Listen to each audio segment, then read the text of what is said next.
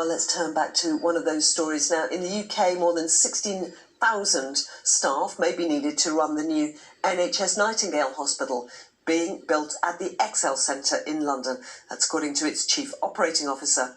The 80-ward facility was created in 9 days. It should be able to take its first patients by the end of this week. Angus Crawford reports. Welcome back to Excel Arena down in the Royal Docks in East London. Crowds still pouring into this 10,000 From a time of national celebration to one of national crisis, the Excel has a new role and name, now NHS Nightingale. An army of civilian contractors and the military too, transforming this vast space, cubicles marching towards the camera. This is my last week in the army, well it was, until I got the phone call. So I've built hospitals, planned hospitals around the world.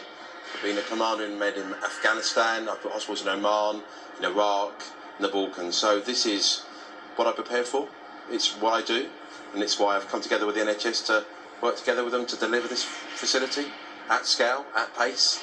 500 beds so far, but with the ability to add 1,500 more here and another 2,000 in the hall just over there.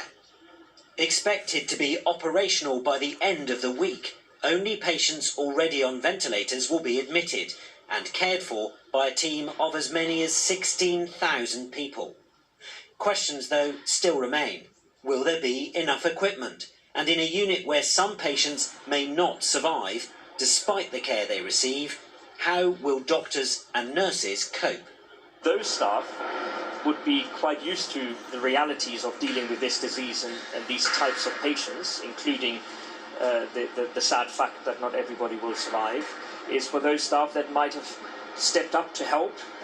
They are genuine heroes, that they found it in themselves to actually come and help this facility, and we really need to look after them to make sure that they can cope with the realities of working in an intensive care unit.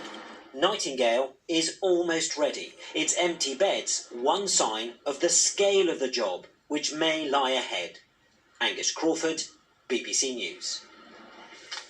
Let's turn to China. Its decision to lock down the city of Wuhan, the epicentre of the COVID-19 outbreak, may have prevented more than 700,000 new cases, according to research published today in the journal Science. Restrictions in China are now being eased, although international visitors are currently banned from entering China. Our correspondent in Beijing, Stephen McDonnell, explained the significance of the estimated figures. The only thing that we can kind of see is the trend, and some analysts would say, don't look so much at the numbers in China, but look at the government decisions. Well, I'm standing above the second ring road in Beijing. We might apply the second ring road index, if you like, where you can see cars are still coming through here. It looks like they're flowing, well, reasonably well. But the thing is, because they're flowing, it's not the slow-moving traffic, the almost gridlock we would usually expect here. So you can kind of see how we're heading back towards normal here in Beijing, but not all the way, if you know what I mean. And that, again, would seem to indicate that the authorities are pretty confident that they have this under control. However, Xi Jinping has said today that, sure, companies should be going back to work cautiously, but in people's free time, they still should be exercising this kind of social distancing. So according to China's president, don't go to the movies, watch a film at home in the lounge with your family.